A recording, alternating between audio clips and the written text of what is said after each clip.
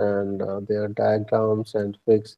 You might have seen their cavitation also, right? So how the cavitation occurs and all this.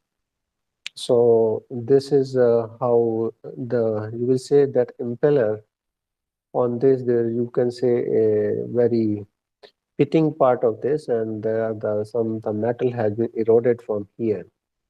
So as this impeller actually rotates at a high speed, so what will happen close to this impeller eyes and impeller blades?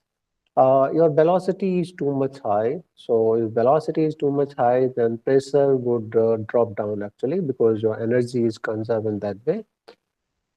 So what that happens, and in some cases, it might be possible that your vapor, the pressure inside this casing or near this wall drops to such a value that it is almost equal to the vapor pressure of that flowing fluid at that conditions, or actually less than that. In both the cases, if they are just equal to that or nearly equal to or slightly about that, then there some vapor may flash into the vapor, some liquid may flash into the vapors, and that will create the bubble. Now, once that bubble is formulated, after that, actually, that bubbles travels to the, because pump is pumping the fluid actually. So it travels to the part, and when it reaches to a pressure of high pressure zone, then that try to compress it, and this bubble explodes. Once it explodes, then it creates a very high magnitude of shock waves, and because inside bubble you have an empty space, in that the liquid inside penetrate with a high velocity, and it impact the walls or the surface or metal surface wherever it explodes near the surface. Then it's the fluid hits as a, just like a jet actually, very high magnitude jet, and therefore you got these type of actually erosions of the metal. So over the period of time that will happen, and you have to actually replace the impeller. So cavitation is unwanted phenomenon actually. So this should be means avoided all the time, and it happen most of the time in centrifugal pumps actually. So these all has been shown on those the actually videos. How does it work? So here, let's say you have a positive displacement pumps. So in this category, you have a piston pump, a plunger pump, a diaphragm pump. So in this way, the fluid always goes to the forward side. It never goes to back side or no backflow and all this. In centrifugal force, it might be possible that some liquid may flash down, because there you don't have any valve actually in the uh, discharge end actually. So in piston type of thing, you might have seen the first piston, you might have seen a repairing of your motor cycle actually, bike actually.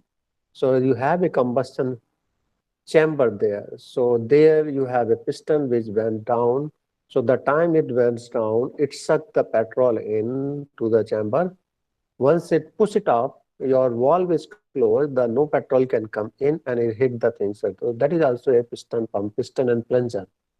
So there you have in that way the pressure magnitude could be a very high. Let's say up to 50 atmosphere.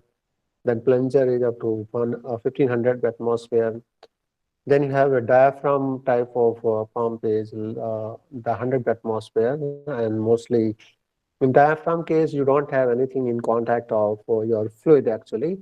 So it's just the surface which closes the two ends and then open it actually that way. So you might have seen in those video also. So first I will finish it, and then if we have the time, I can show those video also here. So those are good for corrosive fluids, because nothing is in contact of the fluid only. The valve component are not in contact with the fluids, only the pipeline is in contact. So those are good for corrosive fluids.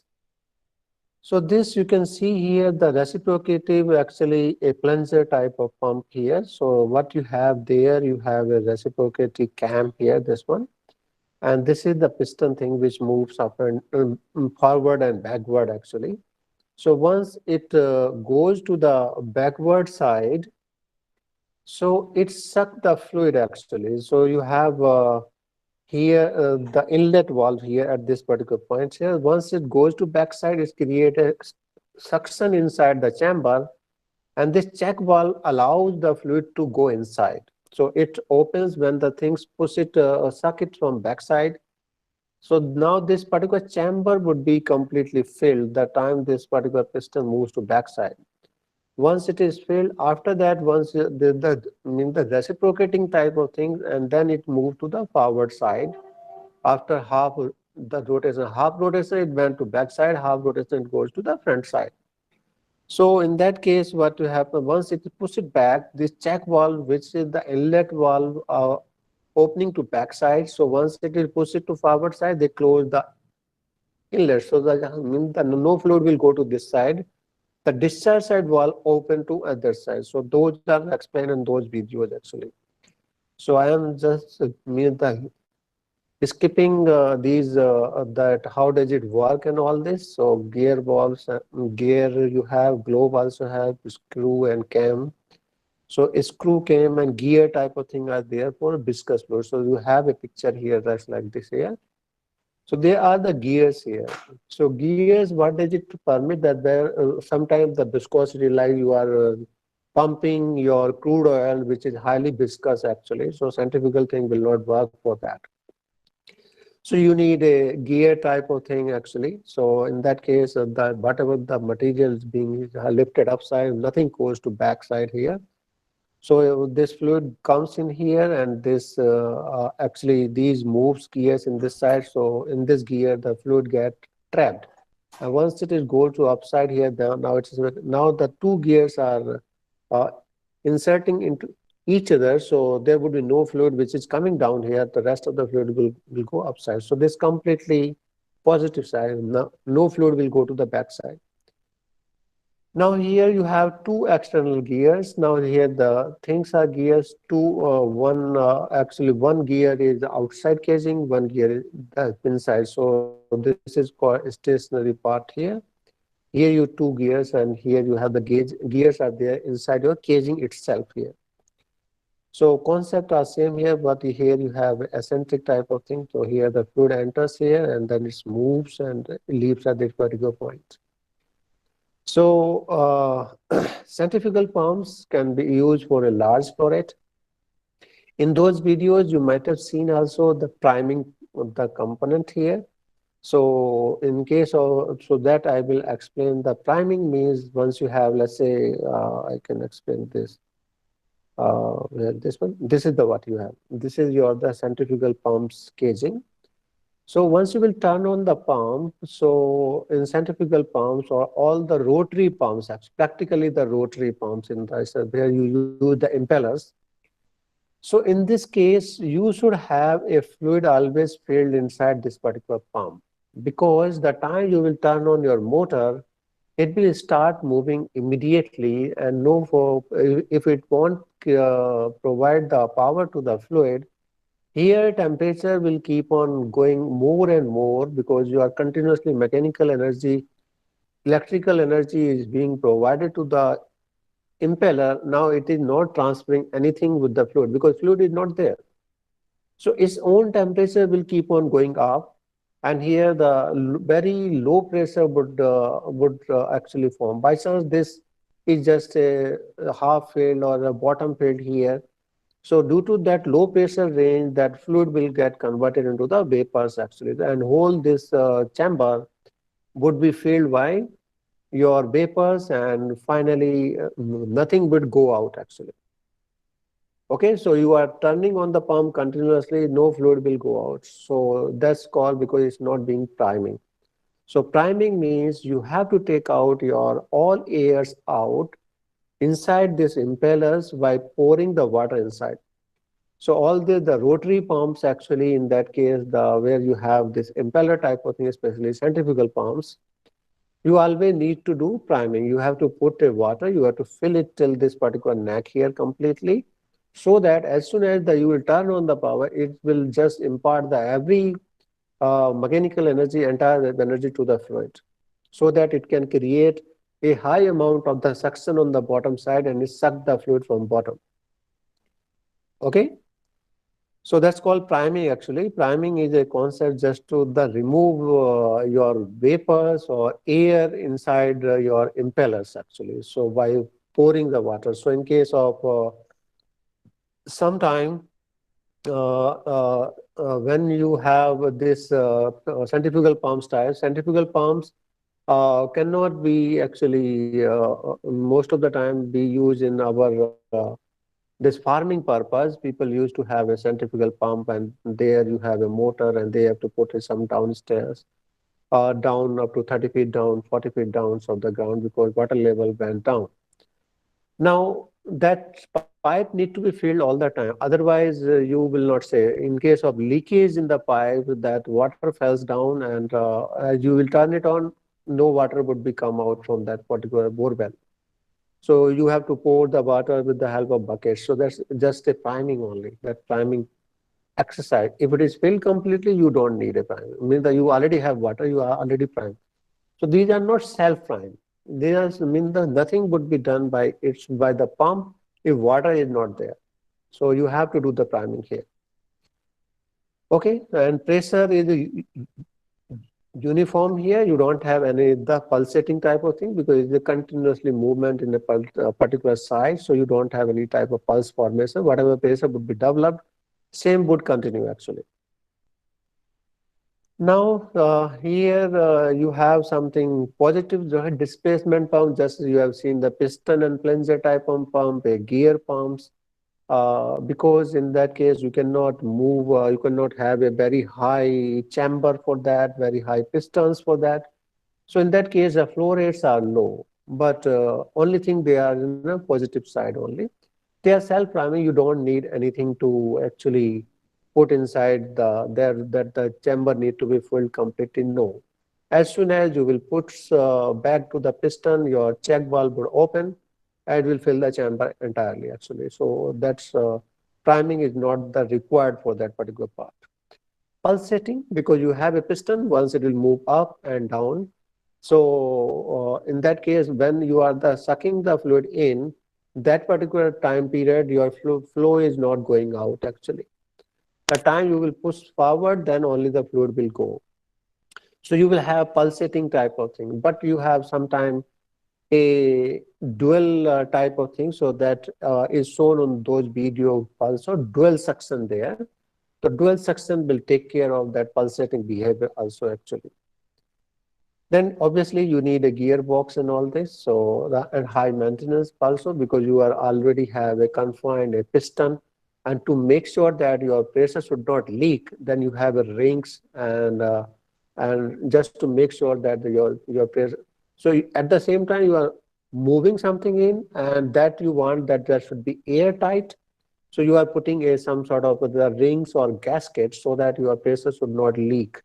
So over the period of time, your piston also get actually means due to bear the losses actually because sometimes you have fluid, some particles can get in, and that may also give the bear and tear the mean the actually you have mean the losses for that. Now, there are some advantages of the centrifugal pump and the disadvantages. Centrifugal pump is easy. You have a two chamber and then the impeller tied them up and the rotate it with the help of the motor in that way. Uniform pressure, you have that. You can directly clubbing it to the coupling with the motor here. So, and the liquid you can have the liquid also some sort because most of the time you might have seen your bore well, the sand is also coming. So sand is the solid particle. So your pump is not the design for that, but still it has so much clearance. Okay, some fine particles can also be the lifted up in that way. Okay, so no close the metal field, you are the impeller and cavity that chamber is called volute actually. So that have some gap there. So in that case, the metal to metal wear and tear, the losses would not be there. Only losses would be due to cavitation phenomena only. And that entire pump, you don't have a valve also. As soon as you will turn off the pump, entire fluid will fall down. So to make sure that fluid should not further fall down below the pump, you are putting a foot valve or check valve just below of the pump, just to make sure that as you turn on the pump, the foot valve should close, check valve, so that the fluid should remain at that particular height. Because the not much part are the involved in that. You just say motor and impeller, not other things. So you have some glands also, the seal, mechanical seals also there. So those are the only things which loosen over the period of time, because the temperature of the glands goes up. In that particular time, you have to replace them actually. Disadvantage is that you cannot get a very high pressure, because that is the constant, because you can have a continuous pressure, but very high pressure cannot be maintained where the passage is very free to just go out. Must be prime, so you need to have a priming condition also, and cannot have a viscous fluid. In case of the viscous fluid, because viscous fluid cannot gain the velocity from the impeller, so that cannot be thrown out with the centrifugal force. So in that case, viscous fluids are not allowed in case of centrifugal pumps actually. For that, you need a positive displacement pumps or gear pumps. Now, once you have all those pumps, you need to connect them either in series and parallel. So in the last class also, we have talked about something. Each pump have its own capacity and its own head, that how much height it can be delivered or how much head can be delivered by the pump. Beyond that, let's say one pump is provided a particular power, and based on your flow rate and density of the fluid, you can calculate how much should be the liquid displaced by this particular fluid, either horizontally or vertically. So in that case, that height is fixed. Now, if you want to throw the water beyond that particular height, so you have to put another pump once the first pumps and its purpose, just like in first figure. So here the first pump A, which is 0.1 here, which can actually discharge the fluid up to this particular height. If you want to double the height, you have to put the similar pump after this particular height only, so that you can lift further. You can put more and more. So if you are putting a series combination, just like figure 1, you are putting one pump after another pump and all this. In that case, you are only increasing your discharge head. Your only height is getting increased or the distance is getting increased. However, no change would be flow rate, because whatever flow would be inserted at this end, and same flow would leave to the this end only. That's all. This is the series combinations. So series combinations, you are increasing the power delivered to the pump by various pumps actually, and therefore you are increasing actually your head. In case of parallel, just like this, both are they are the inlet from here. The one is coming for pump 1, pump 2. They all are getting thrown further. So pump 1 will have its own head, pump 2 will have its own head. After that, they want to. By chance, they have an equal capacity pump. The head given by both the pump would be same. Okay. By chance, their capacities are not same. Then you see here there are the actually change in head here. The first pump B have the different, pump A had the different one, because it depends what is the capacity of the pump A, how much flow rates are taking. Let's say head are same. Only thing, the diameter of the pump bump is a bigger one, pump to the smaller pump. So the smaller diameter pump can throw the water to a larger distance, because power is same. So in this case, wherever you are having a parallel combinations, you are having taking more discharge out, more in the mass flow rate. Okay, so wherever the target is just to get the high amount of the flow, go for parallel combinations. Wherever the target is just to have a high amount of the head, how much height you want to take, then you have to go for series combinations. Okay. So this is the another graph you have here. By chance, let's say you have 3 pumps. So individual head capacity with the flow rates of the 3 pumps are given. This is for pump 1, then pump 2, then pump 3. Now, if you will add them all the pumps in the series, then total head would be plus of all three headers. So this would be the total head that delivered by the all the pumps actually. Okay. So this is the end of the pump one here.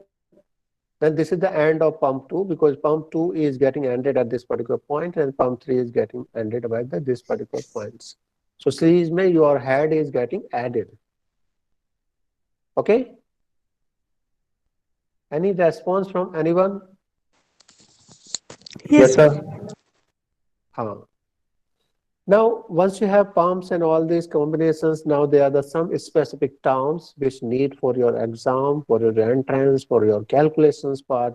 The first one is called specific speed of the pump.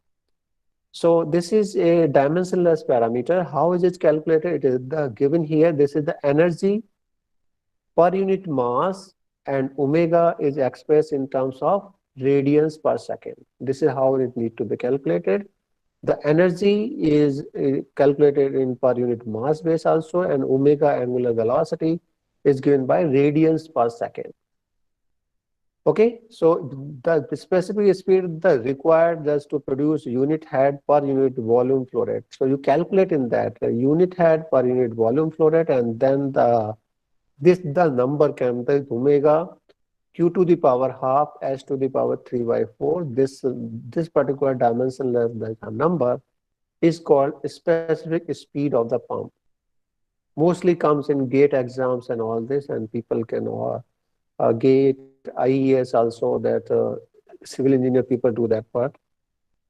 So then you have another one is called engineering specific speed of the pump. It is slightly different from previous one. Previous one was a specific speed of the pump. That is a dimensionless parameter. Then you have one more engineering specific speed. This is the energy per unit weight.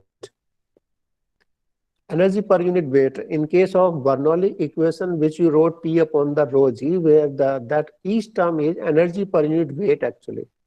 That is not energy per unit volume or mass something. That is energy per unit weight in case of P upon the rho g terms if you are the writing in case of Bernoulli. So in that particular term, and then the N is the revolution per minute. That is RPM, revolution per minute. This is not an angular velocity. So for that, the engineering specific speed counts to be N q to the power half is capital H to the power 3 by 4. This capital H is the nothing but your energy per unit weight, means E upon mg. Okay.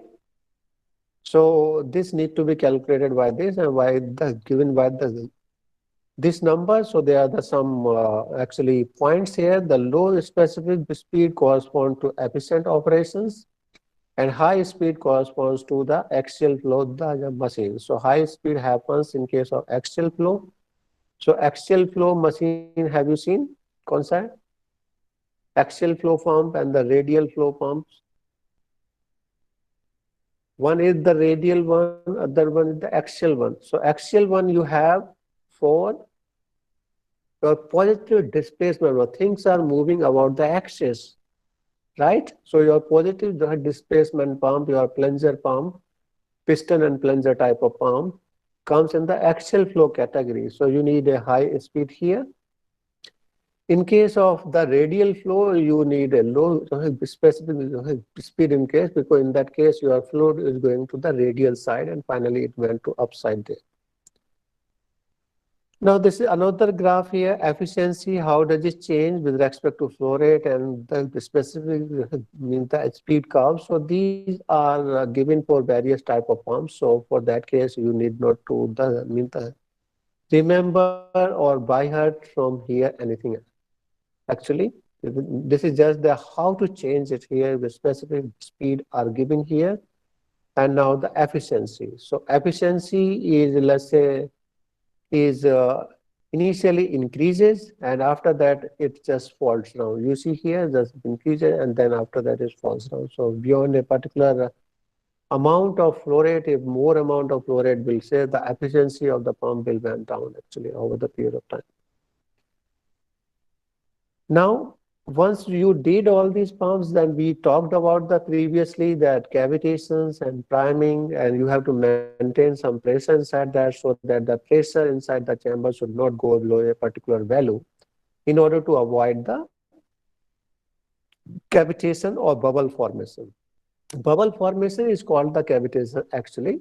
So because that create the space where the fluid is not there, so that's called a cavitation part. So if we read the definition here, so here it says that if the suction pressure is only greater than, means just greater than the vapor pressure, some liquid may flash into the vapor inside the palm, and this process is called cavitation. This is the definition for cavitation. You should know, being a chemical engineer actually, which greatly the reduces the pump capacity. Why is it that? Because you are designing a pump just to transmit the fluid. Now the fluid volume has become too much low, because once it is bubbles are formed, same amount, just a small amount of the liquid can fill entire the chamber. So your volume or capacity transferred would become too much low. Therefore, capacity reduces to a low. At the same time, causes severe erosion. Means once the bubbles will collapse, then pressure nearby, which is of the high pressure, will try to impact the surface of the impeller or casing, and just like a velocity of a jet, and then they erode the material, the point they are hitting it actually. So that's not a good thing. Then if the suction pressure is actually less than the vapor pressure, then entire fluid will convert it to the vapor. Previous case, if just equal to or just slightly greater, some part will get converted to vapor, that's called flash. If it is less than equal to that, then everything would be converted actually. Then there would be no, the liquid can be drawn into the pump. Once you have the vapor, then everything vapor will keep on moving inside the pump, and pump cannot suck any the liquid from the inlet end, then this would complete failure actually. To avoid that, what you need a pump, a pressure at the inlet of the pump that always exceed the vapor pressure of the flowing fluid, so that it should not convert it into the vapor. So this excess pressure is called the net positive suction head. So you got the one term here, net positive suction head. So that is the excess pressure above than your vapor pressure of the fluid. To make sure that your pressure inside the pipeline is always more than that, so that nothing should get converted into the vapor. That's called NPSH. Now the required value of the NPSH by practice by these pump engineers is given is up to 2 to 3 meters for the small centrifugal pumps, but it increases with the pump capacity, impeller speed, and the discharge pressure. This value is given up to 15 meters for large capacity pumps. Okay, for large capacity pumps, these values are up to 15 meter. 15 meters of water. These are all pumps ratings, and everything is given for water only. So wherever you are buying a pump or a cylinder, everything is being tested for water. So don't get confused that if you are buying something for gas and he will say, okay, this will contain this liter, so don't be happy that this much gas and everything would be collected inside that. No. How to calculate it actually? NPSH. So let's say you have a tank here where you have the fluid. From here, you want to somehow, with the help of pump, you want to discharge to the point B. In between of that, you are fitting the pump actually. So what you need at the eye of the pump, this is eye of the pump, impeller eye. Here, whatever pressure is there available at this particular point, it should exceed the vapor pressure of the this particular flowing fluid. Okay, what will happen from this point? You have the inserted pipe from here to here. You see here this particular end of the pipe. Can you see this thing? This is called re-entrant. Hello? Yes, sir. This is just to make sure two things. It's called the re-entrant. It gives the sum the minor the losses, right? That k b square upon 2g and k for re-entrant for this type of thing. I think it was value was 0.78 something, as I know, maybe somewhat correct. But this is just to make sure that your suction line is always inserted the fluid so that it should never go out of the fluid. One part is that. Okay. Now, once this is connected, you will have a velocity here, a kinetic energy term here, and that based on that, you will have some the losses. So if you have, let's say at this particular point A, you have some pressure PA. If it is open to that, then you have an atmospheric pressure, correct? Correct or not? Yes. By chance it's closed, then you have to take the pressure inside of that particular tank. That is the absolute pressure, not the gauge pressure, absolute pressure only. Now, that is the difference here. This you are calculating the pressure available upon rho g. So this PA upon rho g is called static pressure available at point A. This PB upon the rho g is the vapor pressure head. That's what I told you, right? I told you that this is the uh, NPSH means your pressure available should always exceed the vapor pressure. So this first term will make sure that how much is the difference between the static pressure available and the vapor pressure of the fluid at that particular temperature. By chance you have this entire pipeline at 20 degrees C, so you have to calculate 20 degrees C the vapor pressure of the flowing fluid. If it is water, this value comes 2.3 in 10 to the power 3 Newton per meter square. Okay, so this is the that much you want to make sure. But what will happen? You have a pipe also here from this point to till this impeller pipe. So this pipe would also provide you the friction, the losses. It will have the losses due to the straight pipeline. Due to all these fittings, you have the re-entrant type of end here.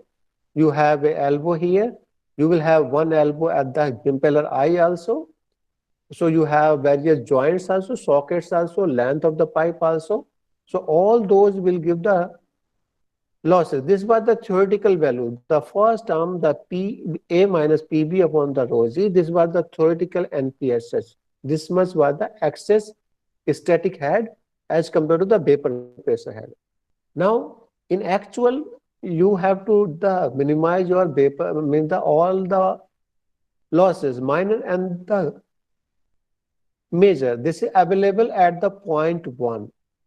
Now your pump is not at point 1, your pump is z distance up. So if you are going up, your head must be subtracted. So this has been the subtracted. So this is why people generally calculate.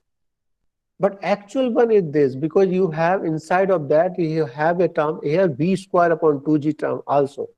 Because that will convert your static pressure into the dynamic pressure also. That much also must be subtracted also. So correct NPSH for this condition would be the NPSH which is calculated from here minus b square upon 2g.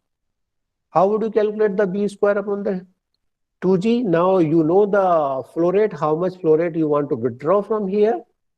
Based on the diameter of the pipe connected to the pump, you know the area, you can calculate the velocity. Correct or not? Yes. Right. So by knowing all this value, so in case of maximum theoretical calculations, if you want to calculate the what should be maximum possible thing, just neglect everything. This you can just neglect, and if you just take NPSH just equal to 0, you can calculate how much is ZA. What should be the maximum possible height of my pump from the water level where I can fit the pump, because you cannot fit the pump anywhere wherever you want. This will come only from this calculation only, and your actual should be slightly lower than that, because here you are the minimizing, you are not considering these two terms, the loss also by the friction losses and this dynamic pressure type of thing. So actual would be slightly lower than that. So if you want to calculate it for water, your vapor pressure at, let's say you want to calculate the 20 degrees C, all the Ratings of the pump is always being done at 20 degrees C because 20 degrees C is the standard temperature is being considered throughout the world. Actually, so this is 20 degrees C. The value is the atmospheric pressure is the 100.113 into 10 to the power 3, right? Just put that, you have the density of the water 1000, calculate it here, you will get this value will come 10.4. Maximum suction in the lift. So this value is called ZA, is called suction lift, means from here the water can be sucked by this particular pump. So in case of water pump, this comes to be 10.4. Okay. Actual would be slightly less than that. You have nearly that the 7.6 meters. This is if you build the you multiply by 3.3. This come nearly actually 30 feet, actually 34 or 33 feet. So जो आपके घर में centrifugal pump होता है all the time fitted वाला, that can discharge the fluid up to 30 feet. After 30 feet, you have to put another pump. Otherwise, if you want to take out the water at 40 feet, you cannot take out the water. That is the region that every 30 feet or the 25 feet, you have to put a new pump. Got the point? Yes, sir. Right. So that way we will calculate the suction, the lift, or where should I put the pump, how high I can put the pump. Now this is what you have, the suction head here. So if I am the plotting here, the suction pressure P is the static head here all the time. This is the suction point, this is the discharge point. If I draw the pressure here, how does the static pressure change from the here to here? So this is, let's say, for time being in the graph in the entire pipeline. What will happen here? This is the vapor pressure. Vapor pressure is fixed because the temperature of the flowing fluid is fixed, so it is not getting changed because vapor pressure is function of temperature only. Now this is the vapor pressure. The pressure inside the entire pipeline, the static pressure inside the entire pipeline is always more than the vapor pressure. What will happen in that particular case? That not even a single drop of fluid will be converted to the vapor part. So no bubble would be formed the form. It means your pump operation is completely safe. There are no cavitation in this condition. Now the next condition would be this. By chance the pressure in the entire pipeline somewhere goes to something like that. Here this is the zone here where the vapor pressure or inside the pipeline is the static pressure inside the pipeline, not the vapor pressure, sorry. Static pressure inside the pipeline is lower than the vapor pressure of the fluid. So it means in this particular zone, your fluid will be converted to the vapor and you will get a full cavitation there, and after that your pump would get fail. This is unwanted actually. When can it be? What are the possible points here? Wherever you have a contraction in the cross section, their velocity would increase a lot actually. So your static pressure will bend down, dynamic pressure will go up, b square upon 2g terms will go up. So you have to make sure that wherever your contraction part is there, calculate the pressure there, whether it is higher than the vapor pressure or not. If not, increase it somehow, or you change that contraction part of thing. You cannot contract that much, otherwise your fluid will converted to the vapor. This is just to cross check. Okay. Yes. Now, how to calculate all these particular parts? First point is here called suction head. Suction head, the definition is sum of the suction head and velocity head is the defined as the sum of the static head, sorry, and velocity head is defined as the suction head. So these are the terms. Suction head is static pressure head PS upon the rho g upon b square upon 2g. If it is open to atmosphere, PS would be how much?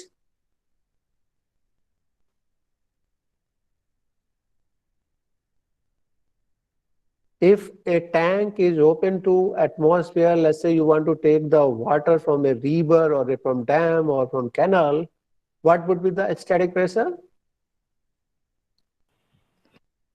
P atmospheric. Atmospheric pressure. So PS would be changed by P atmosphere in case of tank and all the reservoir bodies, open surfaces.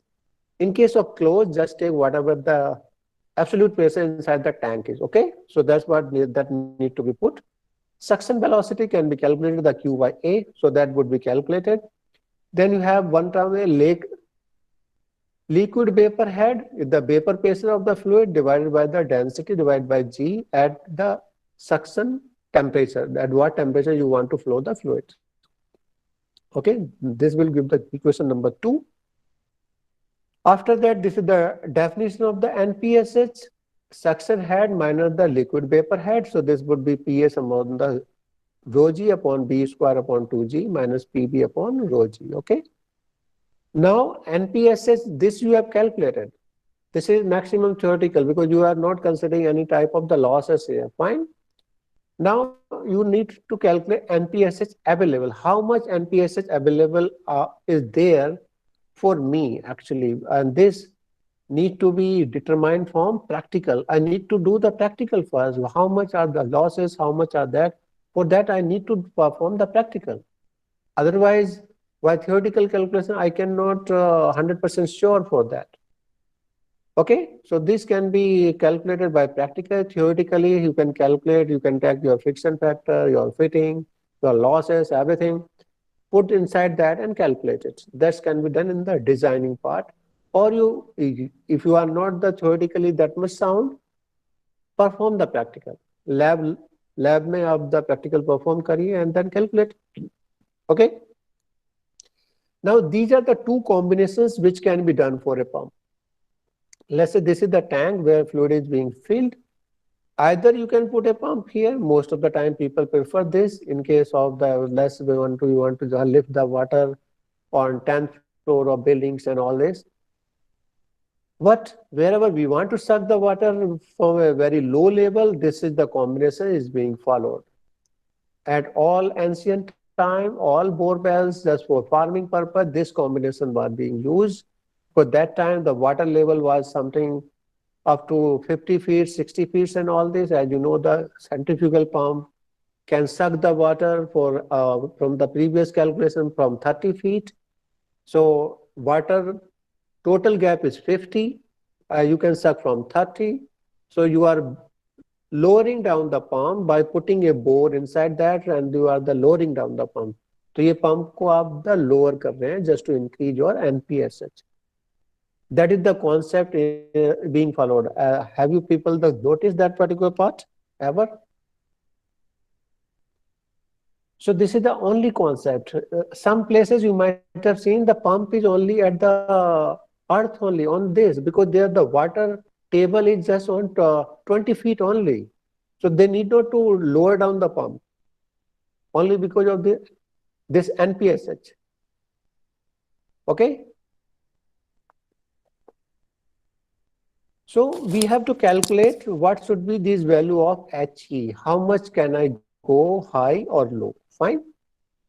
In this case, this would be a plus. This particular pump would be always safe because it is always filled with fluid. But this pump is not safe always. So I should be worried for this height. What should be this height or the elevation so that I should not have any cavitation in this entire pipeline from here to here. So let's do how to do the calculation for that. And this is called the static pressure head. If it is the open tube atmosphere, this is from P atmosphere by the rho g actually. Okay. So this I will calculate here. So here this is the definition which I have told to you just now. So H naught would be calculated here. HS plus HL. So HL is all total head loss from the surface to the pump impeller. So everything actually. So all fittings, all major, minor, every losses would be added there. So this is the HL here. HS is the static pressure there. So you will add them at this is called the H naught term. So in case of the open tank, your H naught is P naught upon this, the P atmosphere by the rho g. In case of closed tank, use the absolute pressure inside the tank there. So that would be placed at the place of P naught here. Now, This can be calculated head before the impeller eyes can be calculated PS upon the rho g, that B square upon the 2g, the dynamic head part, plus HE, elevation part here. If this elevation, if pump is below the things, then you are taking it minus. If pump is above the thing, you have to take this value as a plus. Now you have combined previous equation 4, 5, and 6, you will get this particular expression there, though P atmosphere PS upon the rho g V square upon 2g He plus HL. Now from here we are interested only this part, right? We are interested only this part. So we can write the expression for that. Head available before the impeller eye, that would be your PS upon the rho g V square upon 2g, that P atmosphere minus He minus HL. So from here, this is the expression for now you want to, this is the suction head, now net suction available at the impeller eye. From there you are the subtracting now the vapor pressure head here, that's called the NPSHA, net positive suction head available at the impeller eye, that is called NPSHA, which is being calculated by this P atmosphere upon the rho g minus He minus HL minus PV upon the rho g. Fine. Now, when the tank is actually mean the pump is below the tank, then you should have He this plus value here with the minus sign. So this would enhance your NPSH available. Means your pump is always safe, no cavitation, nothing. Your NPSH available would be increased by this value in this case. In this particular figure, if its pump is lower than that, how much lower than the free surface, that much would be additional NPSH for 2. Okay, so your NPSH available would be enhanced by this value. If you are going upside from the free surface, then your NPSH available will be decreased by this value, He by 2. So that's what you have here. This term minus here. You see here the minus. So above the tank, you are the decreasing your NPSH available, and when the pump is below the tank, you are increasing the NPSH available.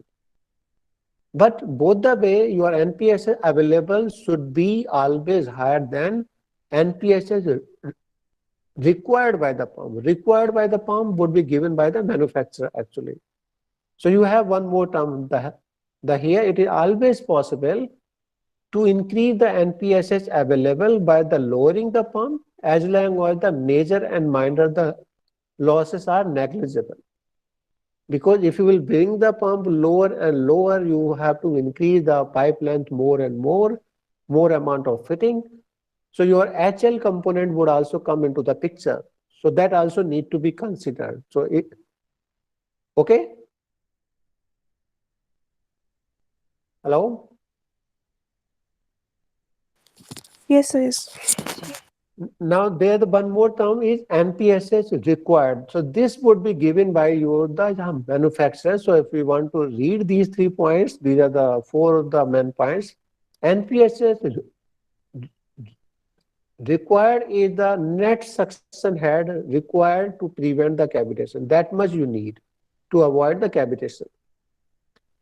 How would you calculate? This would be calculated, this would be given to you by the pump manufacturer itself. They perform the practicals once they design the pump, they do the practical, perform it, and they will give you the value. That is your NPSHR. Okay? And that would be a documentation of pump. So when you will buy the pump for the industry purpose, they always give the documentation. This is testing experiments. And this is what NPSHR you have to maintain. So before fitting the pump, you have to read that document properly. Okay, so your NPSHA, which we have calculated just now, always should be exceed this value NPSHR. Because if it is equal to that, you are somewhat safe, but not that much safe. Because due to non-ideality in the pipeline, your NPSHA may went down. Because due to of your losses of major loss, minor loss components. So just equal to that will not serve the purpose. You have slightly more than that. Okay. So that's what we say, the NPSHA should be always higher than the NPSHR to avoid the head loss in the suction pipe and pump catching up. Otherwise, your local velocity accelerates and pressure decreases and fluid start boiling on the impeller surface. Once it is the boiling, you will create a cavitation part. Now you have one thing, the pump with the double suction, in the impeller, you have the lower NPSHR than the single pump actually, but they can have a, practically they are called hydraulically balanced, but they should have an uneven flow. One will give the high flow, one will give the low flow due to improper pipe fitting. You are fitting a flange, nozzles and all this. So in that way, improper fitting will give the uneven flow. Now this is the correlations. NPSHR generally is the square root of the flow rate. Okay, if more is more the flow rate, NPSHR would become more and more. And this would be calculated by this particular correlations in comparison. Actually, if you want to compare just your pump, if you want to take more flow rate, you bought a pump from the market. So it have a some the NPSHR. By chance you want a more flow rate from that, so it will change by this particular correlation, square root of the flow rate. Now, this is a simple questions which I actually already explained to you, that to calculate the maximum theoretical elevation height, HE, in that particular figure, to pump water from an open tank at 20 degrees Celsius. So this is our formula just to calculate NPSHA. So open to tank, your pressure is the atmosphere, so you can calculate this is your the static pressure available at the tank surface, P atmosphere by the rho g. You have the HE, you have the HL term, and you have a vapor pressure upon 2G. That's in the subtraction part. Now, in worst case, you want to calculate what should be the maximum value. So you can say in the worst case, NPSH available can be equal to 0. Worst case, it cannot be lower than that. So worst case, this can be 0. Now, I am calculating theoretical possible way. So I am, for time being, I am the neglecting all type of the losses also. Your minor loss, major the losses also. Okay, so I am not considering this also. So the HL is also 0. If I just put there, this is the expression here. This is the vapor pressure of the water at the 20 degrees Celsius. If I could calculate from here, the value is coming 10.1 meter. This is the maximum theoretical. If you will multiply, 1 meter is something 3.28 the centimeter feet actually. So in that case, you will calculate the actual one would be slightly lower than that. Fine. So NPSHA, I hope you can understand, you could understood now, and you can calculate it. Yes, sir. Right? It's not that much stuff, but I try to explain to you with the help of figure, everything, how would you calculate. Now, if you want to pump the hydrocarbon, your petrol and all this, everything, all pump are designed only for water. All testing is being for water. All the pneumatic things which for gases are being treated for only for air. Rest of the thing you have to do your again testing and calibration. So what you in case of that, if you, so that's what you say, that if you want to pump your hydrocarbons, you have to again do the something which need to be followed as it is. So NPS is first provided by the manufacturer only for cold water, that 20 degrees Celsius. If you want to do for hydrocarbons, these NPSs will again need to be checked actually from your property, your density and vapor pressures of the fluids. Now you had the developed by the fluid is independent of the liquid actually. What does mean the liquid you are going to use? It is the independent of that, because pump can develop to that much hand. Okay, pump impeller is fixed, pump diameter is fixed, pump RPM is fixed. So you know the how much power with the pump will give. Pump have the maximum diameter of the outlet. From there is head is fixed in that particular way. Then you have pump, mean the characteristic curve that need to be checked what should be the flow rate and read the corresponding value of head actually. And then you need to adjust for the power actually that from here, density of the fluid. More the density of the fluid, you need the more the power consumption actually. Okay. Now, this is what you have. This is the just a table I have prepared to you. Actually, there are the various fluid, ethanol and the methyl acetate. You can have a comprehensive the list of that. So before using the pump to a particular fluid, check it. What is the temperature of the pumping? What is its vapor pressure? Calculate NPSHR. Don't use any pump blindly. Turn it on. Otherwise, the system may catch fire. Because if your the suction pressure will convert to the vapor and all this, and then some paper convert to the flash point in case of petrol and petroleum. Some paper, some particular fluid have flash point in nearly 20 degrees Celsius something. So if they convert it to the vapor, it means they will catch fire. You will get explosion. It's completely need to be checked. So this is what about the pump turbine. I will not cover here because turbines the generally in chemical engineering we don't we takes but not high extent actually. So I will not cover the turbine here first. So this will I will end the pump here. Now I will talk about something about dimensional analysis actually. That is another the important part you have. So I hope you can do the pump calculation problem as far as the NPSH and everything are concerned,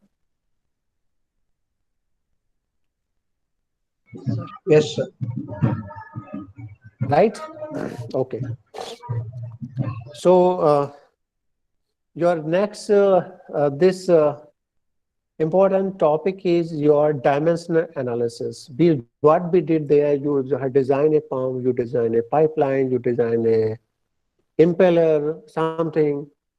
Now, all things as you did the pump with the manufacturer and everything has been tested on a laboratory scale or whatever you the design actually. Most of the time people perform the practical in a lab, a small instrument. After that, they make it bigger. That's called slightly called a pilot scale, laboratory scale and a pilot scale. After that, you have a commercial scale, correct or not? So that is called the designing analysis actually, and that for that scaling of that, let's say you have made a pump which is of let's say 2 meter cube per second flow rate. Now you want to make it 1,000 meter cube per second. So what need to be considered in that case? How I change the diameter? I cannot make the diameter 1,000 times and all. I cannot actually. So there are some rules actually that need to be followed. Scaling of anything. So that comes from the dimensional analysis actually. So therefore, the dimensional analysis is the important for the scaling from laboratory scale to the pilot scale to the commercial scale actually. So let's have them one by one first. What does it mean? References are same as the earlier. So dimensional analysis, first thing is called, it's always better to non-dimensionalize the things, because if you will the non-dimensionalize the thing, what does it happen? It converts everything between 0 to 1. So I need not to perform similar calculations for that. If I have the non-dimensional curve or graph of any particular process, if I am doing just for scale up for the other parameter, I just will just read a value from there, multiply by that the new one, I will get the new value. So non-dimensionalization is being done based on the highest value and with the given parameters only, ratio of the two. And that highest thing will go to 1 and lowest will go to the 0 only. So everything would be in 0 to 1. And the reference value need to be taken with some standard. It's not an abrupt value that you can put any value in the denominator and calculate. No, it's not that way. Okay. So first point is that to the non-dimensionalize the thing, we divide the each term in the equation by a collection of variables. Collection of variables is not only one variable. It's maybe a combinations, maybe a one variable, that the depend what you are considering as a reference. Fine. So now each term would become the non-dimensional one, 0 to 1. So all would be converted in that way. So let's say this is what you have. The best example you have your Bernoulli equation. Fine. Bernoulli equation is present energy plus kinetic energy plus your potential means energy. If you want to non-dimensionalize it, so you have to divide it by some the reference can. So in case of that, the reference is being taken as P infinity here. Why the P infinity? P infinity could be a atmospheric pressure here, or the highest pressure inside the entire pipeline. If you are flowing the fluids in the pipeline, that could be the highest possible pressure, or because that could be the maximum possible thing in entire the pipeline. If the velocity component went away, a Z went away 0, so you will get that is the highest pressure only. Correct or not? Right? Yes, sir. So in that case, you are taking the reference thing that is the highest value of the parameter. So you have taken the P infinity here, divided the whole thing. So now everything will be converted to the highest value would become 1. The worst case, what will happen? Your P may went 0, your Z may be the 0, so you will get this term would become 1 only, highest. Yes or no? So in this case, the every term would become 0 to 1. The highest value of each term individually would become 0 to 1. So that's become now 0 to 1 plot only. Now this case, this is what the equation of the the motion is. So you have converted it, and then you have again the dimensional way. So dimensional analysis, sometimes you have the gravitational constant for G, sometimes you take your parameters, and so it depends what need to be considered at the reference value, and that will come from practice. We will do the practice that what should be considered at the reference variable just to non-dimensionalize the equation. Fine, that's no need to worry for that. So let's see, this is the another thing that you should always know for the dimensions. You should always know for the dimensions. Each and dimensional thing we did, I think, in 10th or 12th. 12th में किया है हमने MLT minus 2 dimensional analysis. Yes, sir. So we Well, should know first. Yeah. So we should know first that, and whoever terms are the dimensions are same, that can be divided. So that's called from mathematical or physics point of view. But that should have some sense. Why are we dividing by the some number? We should get a some significant the number actually. It's not like that ke 1 meter को 1 meter से divide कर दिया, you got the dimension. No, it's not that way. Fine. So that we will calculate from that point of view here. So just like this, we can leave it here. So see here, this particular point here. So here you have this d square, practically this dt upon ds upon dt square, right? So in case of the free fall, you have your force is ma, right? Correct or not? F equal to ma. Yes, sir. Hello. So in case of the free fall, the a would change by g, right? Mg. So if you are going, something is going up and all this, and your g always up to the downward, so you have put a minus g. So in this case, if you say the acceleration, so your d square z upon dt square is just a g only, right? Now, if you want to non-dimensionalize it here, so here in this particular format, your t is given by this, where this w naught is practically the velocity. It is the velocity. It is given by this. And z naught is maximum distance. Z naught is maximum possible distance. And from here, if you want to find the non-dimensionalized the distance, so this Z star is the non-dimensionalized or instantaneous value of the distance. So that will become how much? Z upon Z naught, right? This is what here.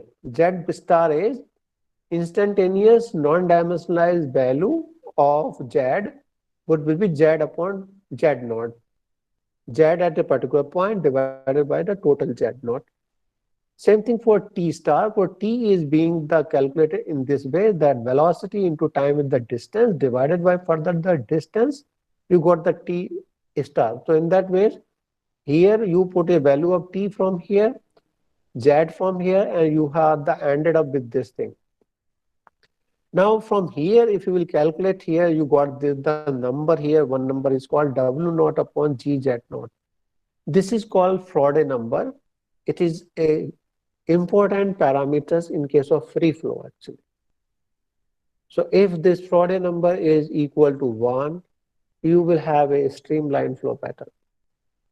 So that we will come to know one by one. So this is just thing, you got one non-dimensional the number from here. So we can skip here just like this. So you are getting here Faraday number 1 here. So just leave it here. Now, before that, everything need to be calculated with, you need some force. So force in case of fluid flow, these are the various forces. First is the viscous force. So viscous force, you know how would you calculate? You need a shear stress multiplied by area. Yes. So that's what I wrote tau into A. You know the formula of tau is mu dB upon dy. Area is A. Now you can write in terms of the dimensions here. So I would get the viscous force would be mu VL. Okay. Now I can write same way for pressure force. Pressure ka formula what is? Pressure into area. So pressure is delta P, area is L square. I can write gravity force. Gravity force is mg. So m is just in terms of density into volume is m, right? Volume is meter cube. So meter cube, I am just putting L cube only. Okay. Yes. Surface tension, I can calculate the surface tension just multiply by distance. So sigma into L, which will give me the surface tension force. Compressibility force would be calculated by compressibility multiplied by area, again EB into L square. Inertial force, how would I calculate? Inertial, इसको फेंक दो जरा, मर गया पता नहीं. Inertial force, inertia का formula पता है? Anyone? mr square. So ये वही है, right? M कैसे कैलकुलेट करोगे? How would you calculate M? Volume into Density into density, volume. right? So if you will put that, you will get in that way only. So these are the forces. Reynolds number, I have taught you first the number which will end up, which we started in fluid mechanics, Reynolds number, right? Inertial force upon viscous force. So the inertial force कितना आया from यहाँ से? ये rho v square upon L. Viscous force from here is mu VL. Substitute the 2 here, you will get again rho VL upon mu, which is nothing but same as your dB rho upon mu. So that the number which I told you a long time back, it came only from here. The ratio of two forces, inertial force upon viscous forces. What does it mean? If your inertial force is very, very high, as compared to the viscous force, it will try to distort the fluid. Correct or not? Yes, sir. That is the physical meaning, that you are comparing the two forces. If the inertial force is high, you will get a completely a mixed type of flow pattern. You don't have any fixed pattern in there. By chance your viscous force magnitude is high, then in that particular case you will get a straight line flow pattern type. The inertia will not be able to distort or disturb the fluid. So you will get a streamlined flow pattern. Renault is the scientist who performed the practical, and then he calculated this should be the number for laminar flow, turbulent flow. He gave 2100, right, in case of tubes. On flat plate, that number is in terms of 1 into 10 to the power 5. Flat plate के case में Reynold number for the laminar flow 1 into 10 to the power 5. But in pipe, this number is slightly less than that, many times less than that, right? That came from here.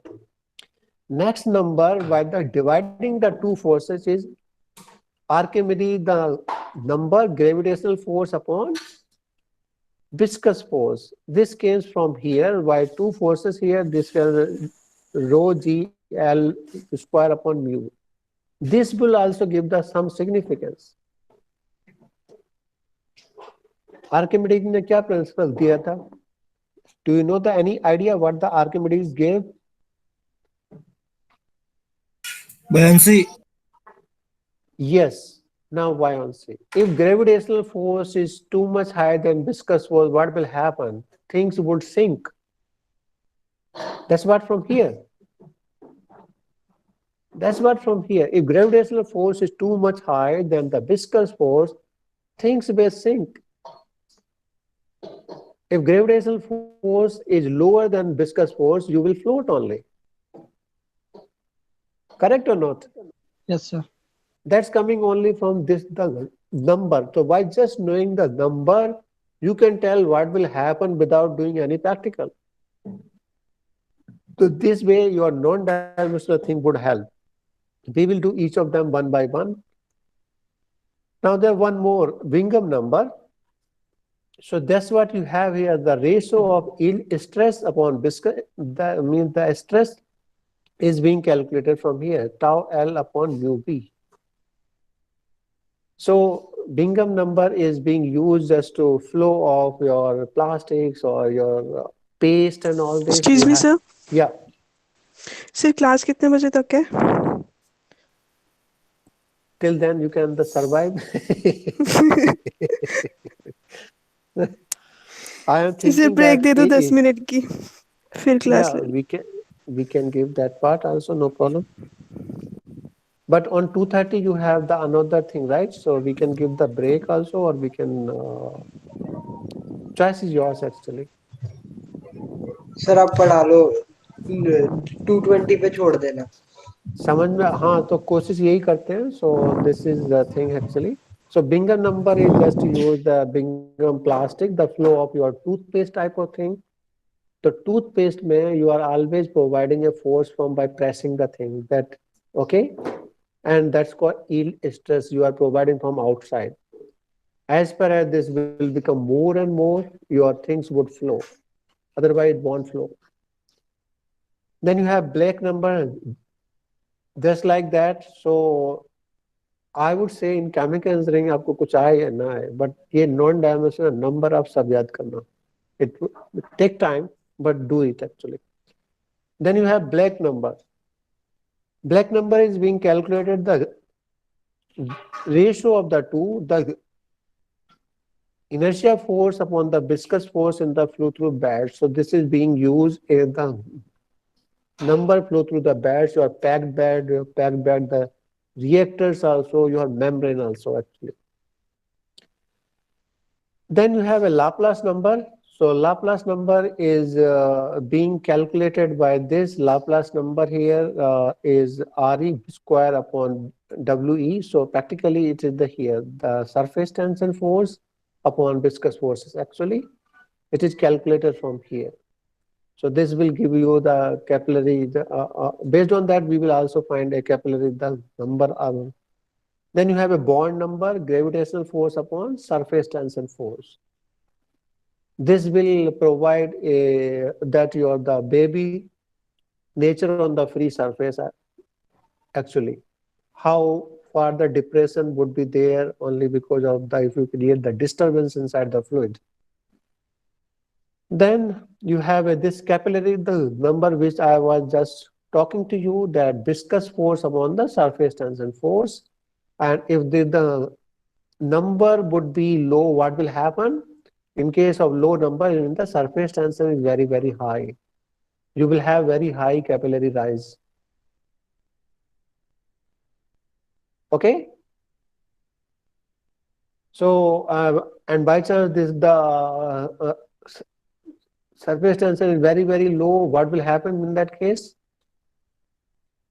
You have the here, this the lower number means 10 to the power minus 10, they flow through the porous media is the denominator by the capillary forces only. So that need to be calculated for that. Another one is Cauchy number. That Cauchy number is being calculated by inertial force upon compressibility forces, and this is being calculated by this. This is for flow of the compressible fluids. Is being balanced for the dynamic similarity actually, so that number also need to be considered. Then Froude number we have just talked in the beginning. It's the inertial force upon the gravity force, and this is the formula for the inertial force. Gravitational force is given by this. And finally, from here you got V square upon the GL. So people don't use V square upon the GL. People generally prefer this V upon under root of that. And if it is this less than 1, this is called the subcritical flow. More than that is called the supercritical flow, only in open channel flow only. If you are having open channel flow, you have to always calculate your this Froude number only. Then Euler number, you might have heard it on the Euler in the mathematics, and Euler in fluid mechanics. Also, I gave you also Euler's equation for the momentum transport for the ideal fluid, right? So you have a pressure force upon the inertial force, and that need to be calculated from here. And delta P is the local pressure minus P stream pressure. And for frictionless flow,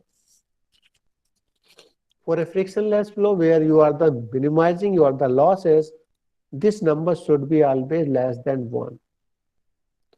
Because for frictionless flow means your pressure drop must be 0. Correct or not? Whatever pressure you are providing, the same pressure should go throughout. So this number should be always less than 1 in case of your frictionless flow or the ideal flow. Then you have a cavitation, the number which we were talking just now in case of pumps and all this. So from here, in case of priming or pump, designing on pump, this also need to be considered. That P minus PB upon this dynamic head, actually the velocity head, and this should be always, should be 1, more than 1, or the less than 1. What should be there to avoid the cavitation?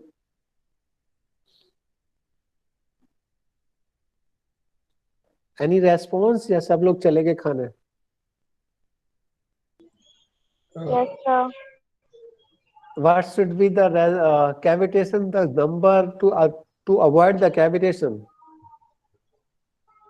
Sir, less It than should 1. be no. It should be as high as possible, because you are calculating the pressure in the fluid stream minus the vapor pressure of the flowing fluid. So as it will become 0 and close to that, you are likely to get the cavitation. So you should have this P should be as high as possible. So you should have this number more and more. How can it be more? What can I do? Either I can change the pressure or I can minimize the velocity. Correct or not? So velocity को यदि मैं थोड़ा कम करूँगा, just in points, this magnitude is going to increase drastically. Correct or not? Yes, Because sir. you are getting that the lower number in the denominator, and then power of 2, it will increase drastically actually. So to avoid the cavitation, I will move the things at lower velocity. Correct? Yes, sir. Right. So that is for the safety point of view of your pump. To minimize the cavitation, I can run that as a lower motor. कभी कभी लोग क्या करते हैं that they have put a 0.5 horse power की जगह उन्होंने 2 horse power का मोटर लगा दिया. उनको लगता है that it can throw the more water out, but problem would be happen here. It will create a cavitation. Finally, your pump would burn out. So उल्टा हो जाएगा, right? So that need to be taken care. Now this is again the friction coefficient of friction, which we calculate in pressure drop in the pipeline, which is always calculated from here. F delta P L upon D V square upon the 2G. So this is here what we have here, that the delta P, again this your the dynamic pressure head actually here, and that you are calculating, and these are the correlations just to calculate coefficient of. So this is actually a dimensionless pressure drop. Coefficient of friction is also called as a dimensionless pressure drop. So don't get confused if a person will ask what is the dimensionless pressure drop. So don't scratch your hand for that. You just say it's just a friction factor only.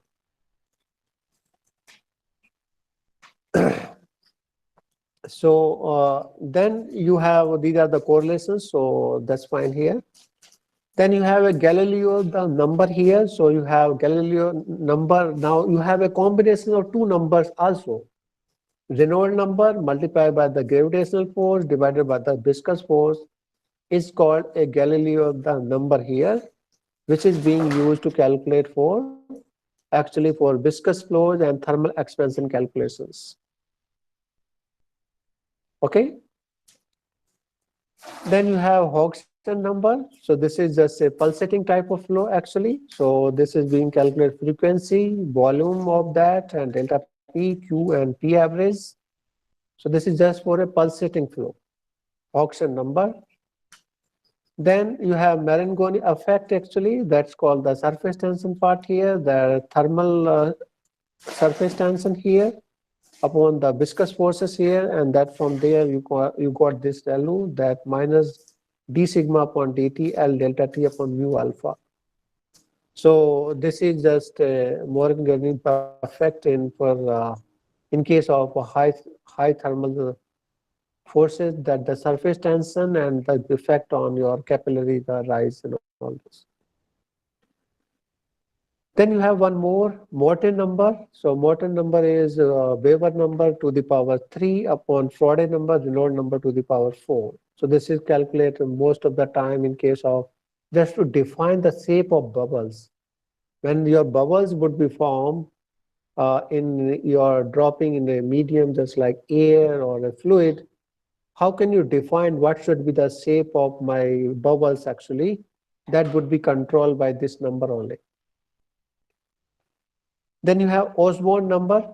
So Osborne, the number is being calculated by here, viscous force, inertial force, the surface tension to the power 2.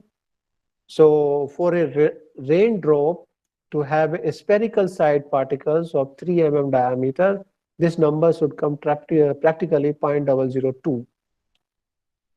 If the number is very large, it shows the greater influence of the viscosity on the flowing fluid. So practically is being used in the case of the dispersion. Most of the time people disperse oil in water or water in oil just to make a dispersed phase. So this number is being calculated at that particular point. At what conditions should I spray the fluid so that my drop should be completely dispersed in the entire medium? It should not just like a collapse at one particular place. Then you have a pressure coefficient. So pressure coefficient Cp is being calculated P minus P infinity upon this velocity head actually. So for this P infinity is called the free stream pressure. So based on that, you will calculate the pressure coefficient in the entire pipeline. What should be the pressure coefficient for the Streamline flow. Any idea? Pressure coefficient for free streamline flow or without any loss? कोई loss नहीं होगा तो क्या होगा?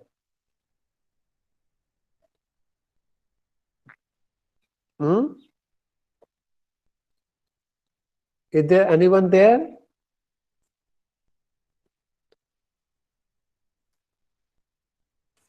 Yes, sir. Yes, sir. In case of no loss, what should be the pressure coefficient value? It should be always 1, because whatever pressure would be changed, it will be converted to the dynamic head only. Okay? If one thing would decrease, then it will convert it to the another in case of no loss. So that's what you have here. This is what here. Cp equal to 1 indicate the stagnant pressure. The pressure is stagnant point. Cp equal to 0 means that free stream pressure is same throughout. 0 means the no change in pressure is same, no loss. Minus is drastically different here. The minus means your pressure had become low and dynamic had become too much high, and it will lift up the thing. So you have here the significant for glider. So glider case, you need this one actually here. Only then your things, your ship will propel to the faster side. Means if this side pressure is lower than this one, so only thing this value would be minus. So nearby fluid will try to push it, and finally you will propel to the forward side. So these all numbers have some significance. It's just not a sake of the exercise only. Then we talked about diagonal net drag coefficient. Everything drags it. Labizers, you have a fluid, it will try to drag it in the direction of the flow. So you are calculating the ratio of the two, which is being calculated by this drag coefficient CD, is being calculated by this drag force per unit area, projected area upon velocity head. So practically you got here the shear stress divided by your velocity head. This is being treated as the drag force. So, and these drag force values are given to you. For the laminar flow, this value is fixed, 24 upon Re. Remember this value, 24 upon Re for the laminar flow. For stock range जो आपने कहीं calculate किया था ना 12th में, the velocity of the free fall in the Stokes range, that settling velocity is 6 pi eta RB. पढ़ा है कहीं? Have you? Yes, sir. This Yes, comes only from here. So CD is 26.5 at Re equal to 1 Stokes range, and higher than that is 0.44. That value is fixed. Now these are the various shapes. So as your shapes would change, your drag coefficient would also change, because your projected area is also getting changed. So in case of the sphere, what would be your projected area?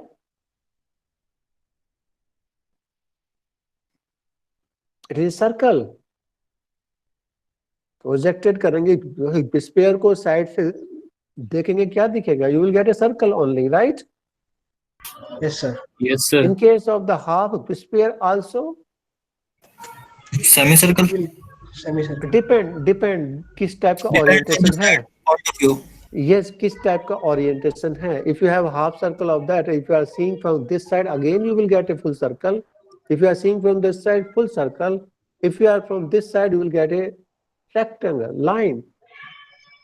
Depend. What is the orientation, right? Yes, sir. So based on that, your drag coefficients are also getting changed. So highest value is this angle Q, this is Q1 only, 1.05. Cylinder, short cylinder is 1.15.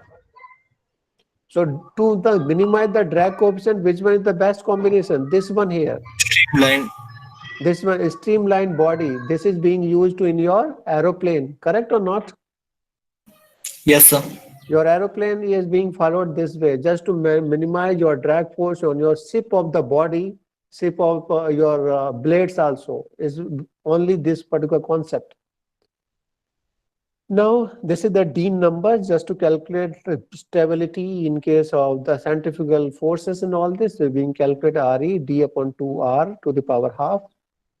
So if Dean number is the less than 956, your solution becomes actually unstable and have multiple solutions behind that. This is just to solve your actually your momentum balance equations. And if this number is this way, your solutions will become unstable actually. Now, Eckert number, you have also calculating your kinetic energy upon enthalpy, and this is being used mainly of heat dissipation in case of flow through the pipes with heating actually. So wherever you have actually your pressure head is being converted into the velocity head, kinetic head. So this is what you have, your kinetic energy upon the enthalpy. Based on that, you can calculate what should be the rise in temperature. So if the number is coming is very high, then the rise in temperature is low because the delta T is coming in the denominator. Okay. Then you have Yes, sir. then you have the elasticity, the number. This is just to calculate the elasticity. So it calculates the elastic force upon the inertial force, and then your theta is being calculated volumetric strain. So this also calculated in case of viscous fluid. Viscous fluid are most of the time your tar, your paste. Those comes in the category of the viscoelastic flow actually. Then you have Otto-Bosch numbers. This is the gravitational force upon the the surface tension force. This will define your actually buoyancy, the effect of the surface tension on this buoyancy actually. So more the surface tension, what would be the buoyancy part? It will decrease. Then you have a Weber number, inertial force upon the surface tension force, and this will calculate the frequency of capillary waves actually, that how frequent that wavy characteristics will move on the free surface, the inertial force upon surface tension force. By chance surface tension force is too much high, your surface would become flat, they won't move. So if this number is very high, you will have very high frequency waves on the surface. This is just a being used for a propagation of the signals. So if you need this type of characteristic, what do you need? What is the problem? You are transmitting one signal to the another end. So you need that thing more frequency in case of passing of the signals. If you don't want it, you want it this number lower and lower. Then you have installed the number here, install the number is say high speed quasi dynamics here, so that I can tell here from this. So you are calculating a frequency, a L and B. So how this is practically in a mass transfer actually, that whenever you are a hot surface, and how should be your frequency of the surface need to be removed in order to have the good mass transfer in that particular part. Then this part actually is called safe factor. Safe factor I would teach you if I will get time in case of boundary layer flow actually. So this is the ratio of two thicknesses, displacement thickness again the movement thickness. So displacement, the thickness is just like that. When you fluid flow over a surface, is velocity change, correct or not? Over the surface, when it is free, the velocity is same throughout. When you get a surface, your velocity changes. Then you get a parabolic profile, correct or not? Yes, sir. Now, for that parabolic profile means your momentum is being changed because of contact of the fluid. Now, if you can leave this plate downward, so you can calculate how much should I lower it down so that my momentum should remain conserved.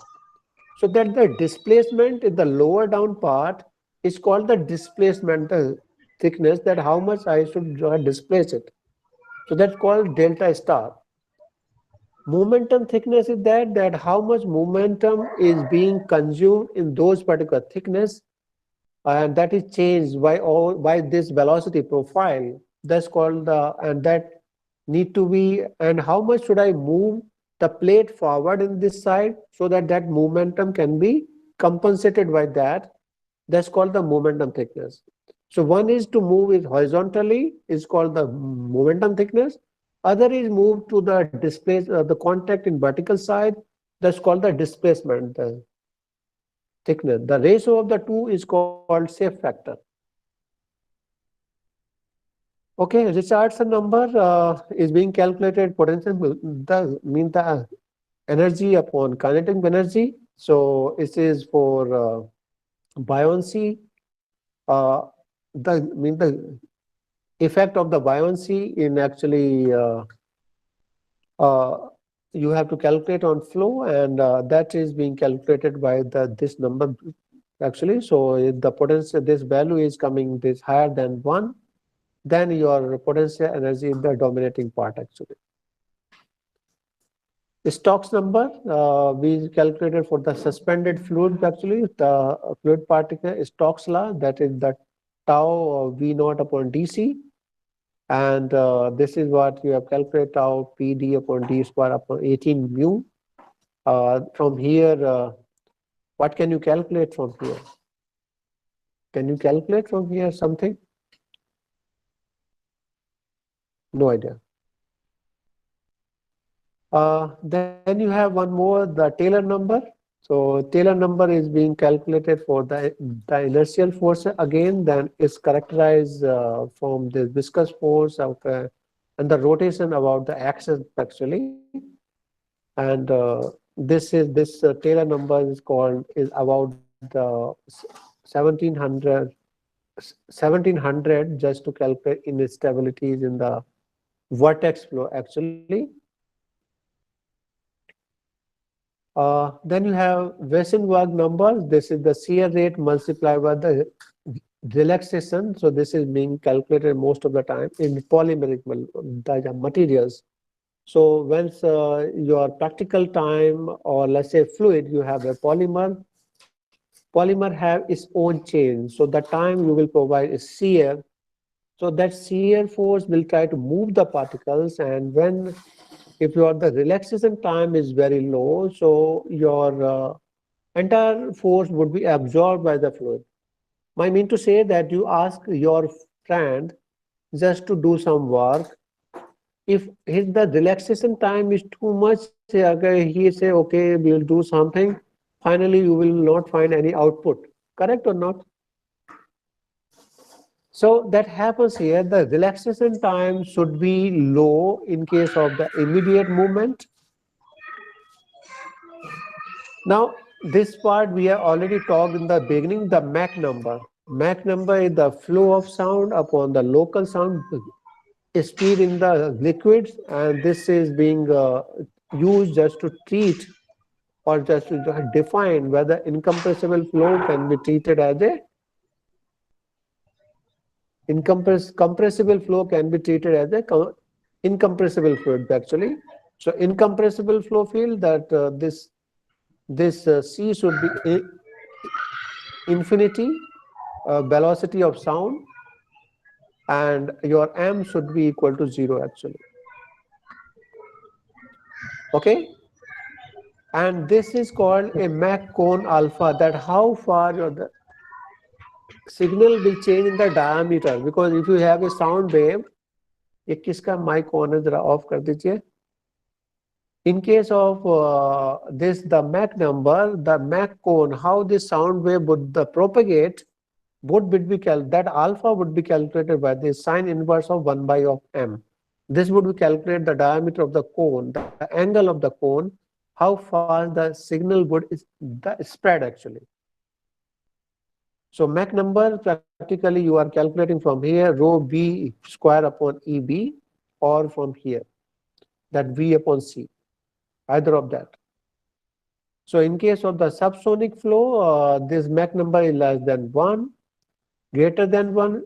supersonic flow, incompressible flow is less than 0.3, and transonic flow is 0.9 to 0.3. So you should know these numbers actually, how to use them.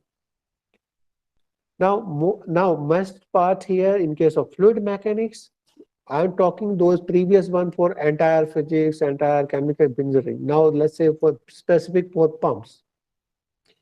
In case of pump, the number you are calculating, one is flow number, because you want to design a pump from a lower pump, lower capacity to the higher capacity. For that, you need to change the flow rate, you need to change the RPM, you need to change the diameter, you need to change the power, right? And head of the pump, correct? Pump में क्या क्या चीज होता है? Hello? Anyone is there? Yes, sir. So in case of the pump, what do you have? A flow rate, a impeller the diameter, the RPM, and head delivered and power, right? Yes, And sir. density, what type of fluid can it flow? So it has some numbers based on that, and that need to be correlated when you want to go from prototype to the real or the model type something. So first one is flow number. Flow number is being calculated the Q by omega dq.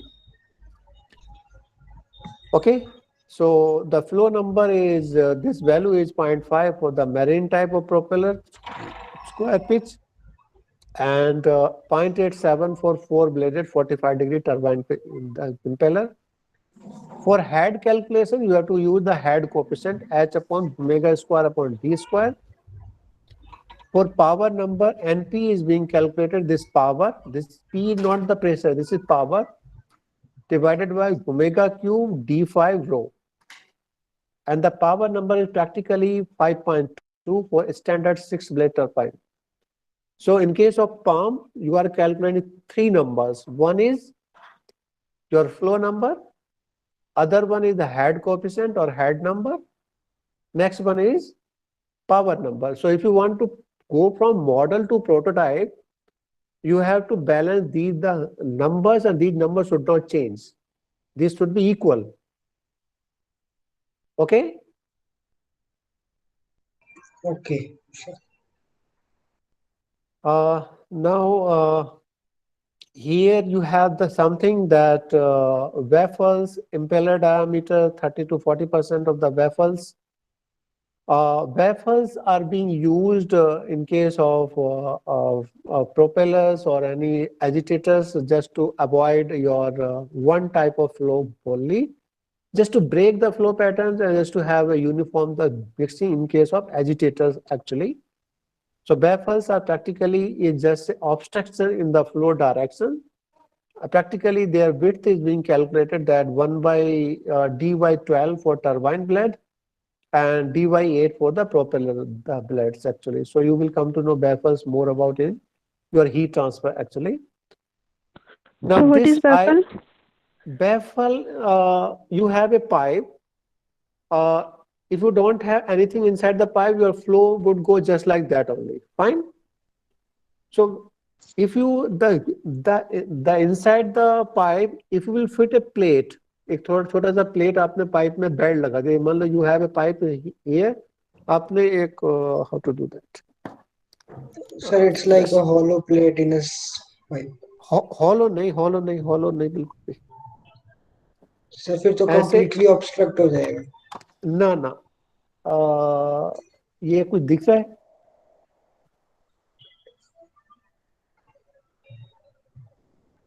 Can you see something? Yes, sir. तो इसमें क्या है कि आपने okay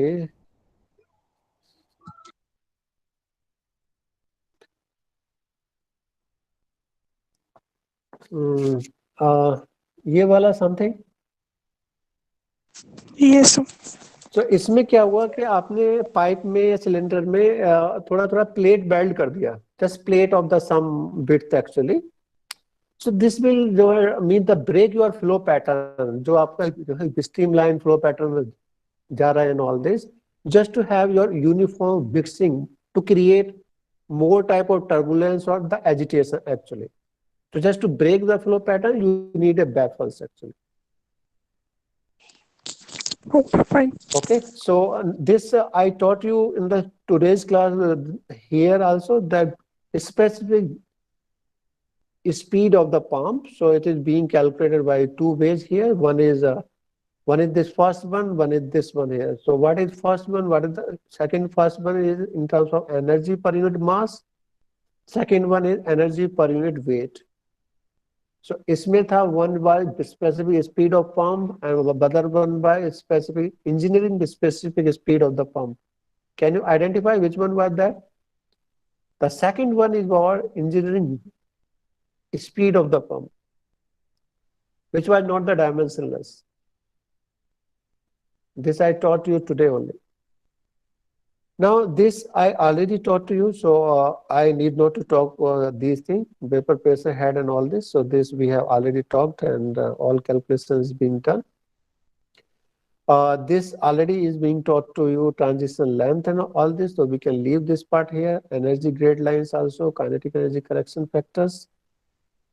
Now this is the part we want to come. Once we know all those dimensions and numbers, now we want to, yes, time is over. Sir कल करवा देना please. Yeah, sure, no problem. So ठीक है, so dimension analysis का use of that from model to prototype we can do. Sir थोड़ा syllabus ही reduce कर लो exams के लिए, हम अच्छे से देखिए, मतलब बाद में कर लेंगे ना इस तरह से आप. मैं आपको फास्ट तो नहीं पढ़ा रहा. Am I going नहीं सर, fast? 1 सेकंड में स्लाइड निकल जाती है, मतलब कहाँ आपने स्टार्टिंग में जैसे करवाया था, अभी तो आप 2 सेकंड भी नहीं लगाते हो और नेक्स्ट स्लाइड. Dimension numbers पे I cannot, nobody can devote more time. Only thing you have to learn, use them. Not for today, but from 2 last days.